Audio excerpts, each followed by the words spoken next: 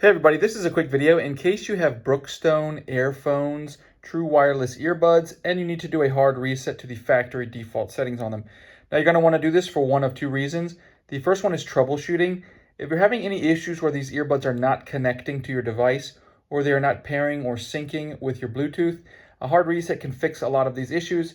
Or if you're only getting sound out of the left ear or out of the right ear. The other reason is if you just want to clear all the pairing history so that you can start fresh with these, like you're just taking them out of the box as new earbuds, we can go ahead and do that. All we need to do is put them both in the case and then make sure that the little indicator light is white, showing that they're charging. And then we're going to reset each earbud one at a time. We're just going to come and press and hold the button on the multifunction button on the back of the earbud for about 10 seconds until we get 3 blinks out of the LED indicator. And then once that happens, we can do that on the other earbud as well. Hold the multifunction button on the inside until we get the 3 red blinks, at which point we want to take them both out of the case, put them both back in the case, wait 10 seconds, and then we can take them both out and they will automatically enter pairing mode and we can set them up as new earbuds.